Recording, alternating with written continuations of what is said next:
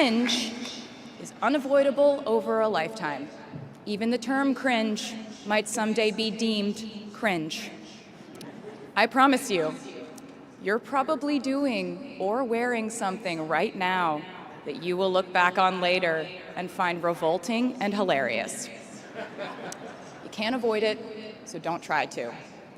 For example, I had a phase where, for the entirety of 2012, I dressed like a 1950s housewife. But you know what? I was having fun. Trends and phases are fun. Looking back and laughing is fun. And while we're talking about things that make us squirm but really shouldn't, I'd like to say I'm a big advocate for not hiding your enthusiasm for things.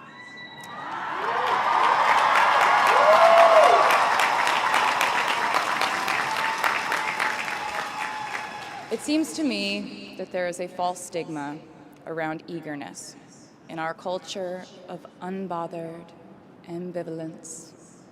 This outlook perpetuates the idea that it's not cool to want it, that people who don't try are fundamentally more chic than people who do.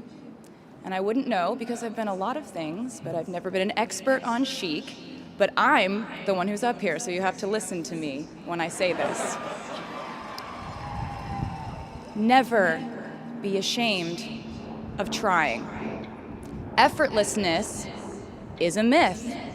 The people who wanted it the least were the ones I wanted to date and be friends with in high school. The people who want it the most are the people I now hire to work for my company.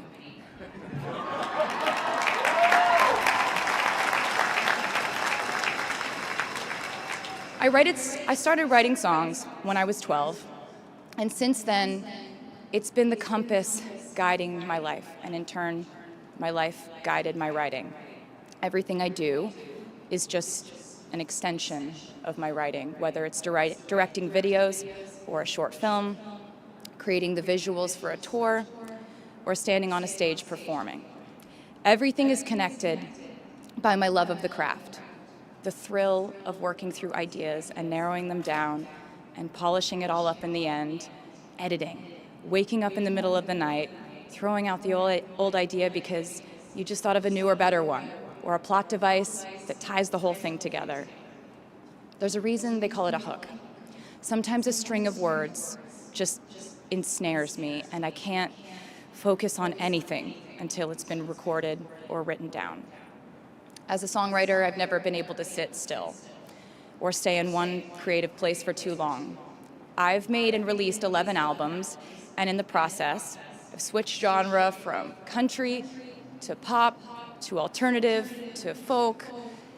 And this might sound like a very songwriter-centric line of discussion, but in a way, I really do think we are all writers. And most of us write in a different voice for different situations. You write differently in your Instagram stories than you do your senior thesis. You send a different type of email to your boss than you do your best friend from home. We are all literary chameleons, and I think it's fascinating. It's just a continuation of the idea that we are so many things all the time.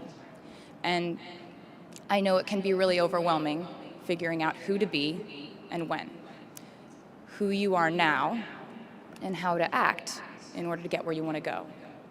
I have some good news. It's totally up to you. I have some terrifying news. It's totally up to you.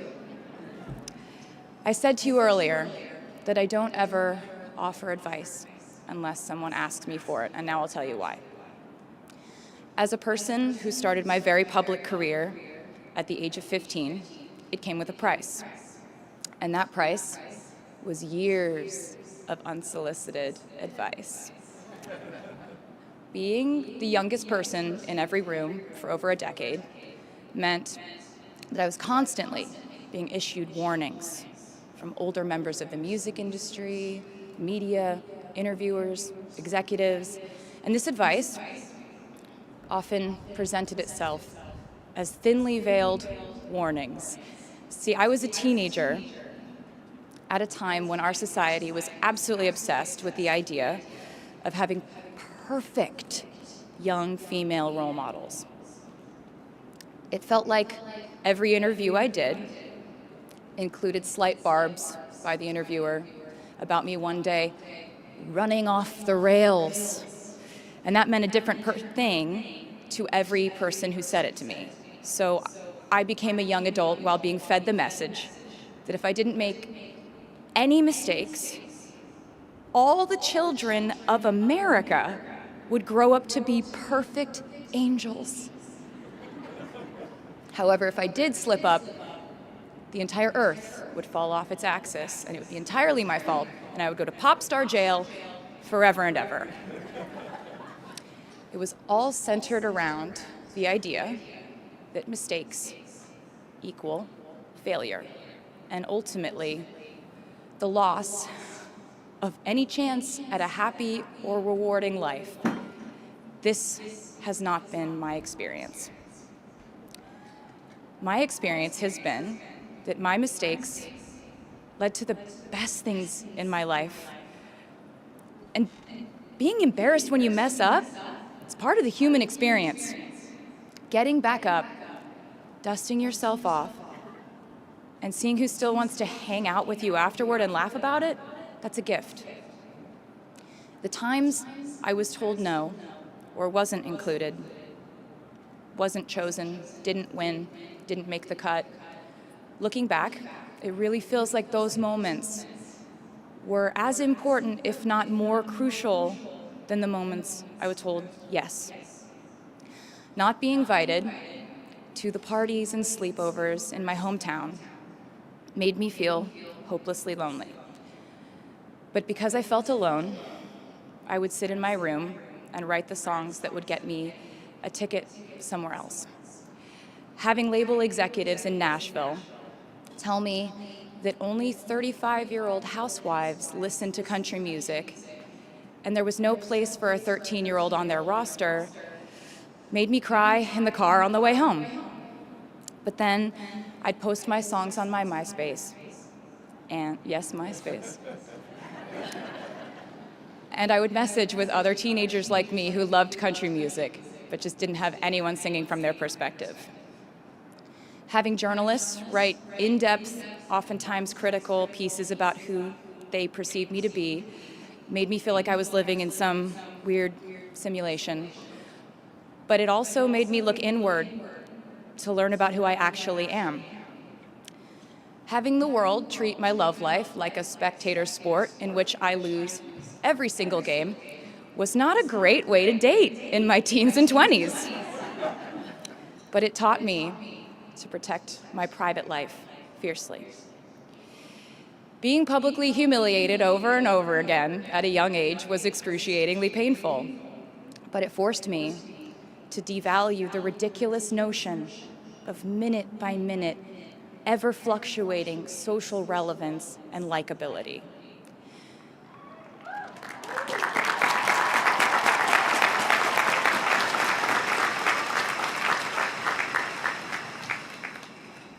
Getting canceled on the internet and nearly losing my career gave me an excellent knowledge of all the types of wine.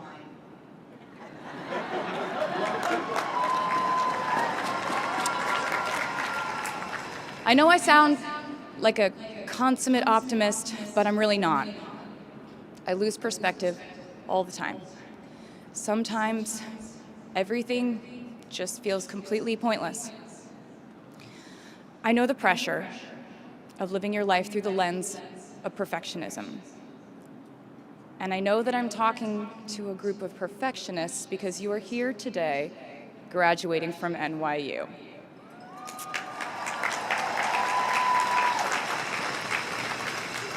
So this might be hard for you to hear.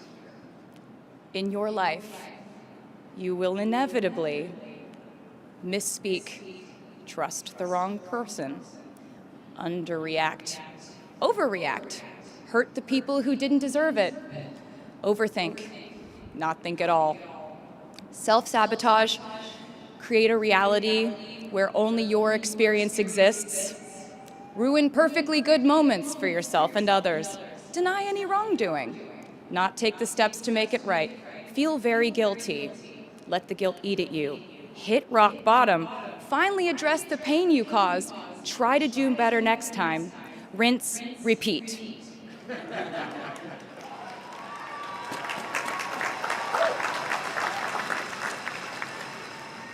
And I'm not gonna lie, these mistakes will cause you to lose things. I'm trying to tell you that losing things doesn't just mean losing. A lot of the time, when we lose things, we gain things too. Now you leave the structure and framework of school and chart your own path.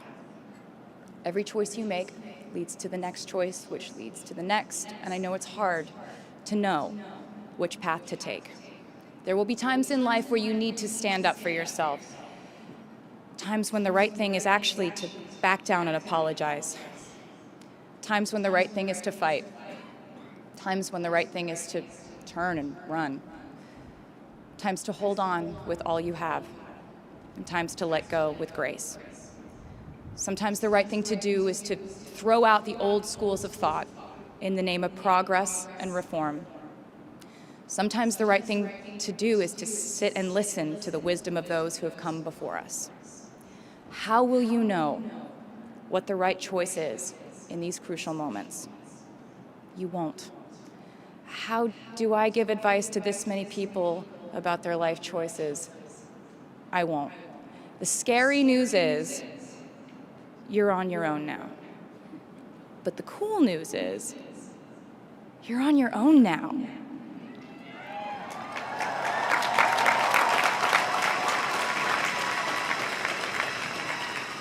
I leave you with this. We are led by our gut instincts, our intuition, our desires and fears, our scars and our dreams. And you will screw it up sometimes. So will I. And when I do, you will most likely read about it on the internet. Anyway, hard things will happen to us. We will recover. We will learn from it. We will grow more resilient because of it.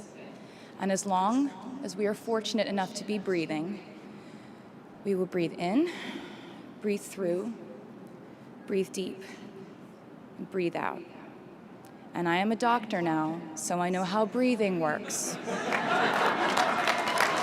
I hope you know how proud I am to share this day with you. We're doing this together, so let's just keep dancing like we're the class of 22.